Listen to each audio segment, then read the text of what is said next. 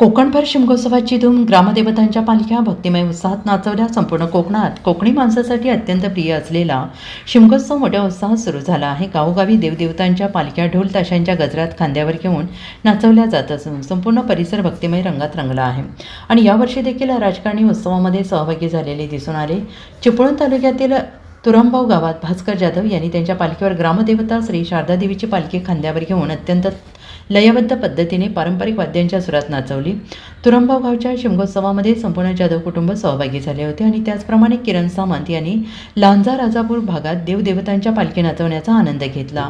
पारंपरिक वाद्यांच्या तालावर त्यांनी उत्साहात सहभाग नोंदवला. यावर्षीही राज्याचे उद्योगमंत्री उदय सामंत यांनी पाली गावात श्री देवलक्ष्मी पल्लीनाथाच्या शिमगोत्सवात ढोल वाजवताना ग्रामस्थांसोबत उत्साह साजरा केला. संपूर्ण कोकणभर प्रत्येक गावाची आगळीवेगळी आणि परंपरा रूढी या शिमगोत्सवामध्ये दिसून येत आहेत.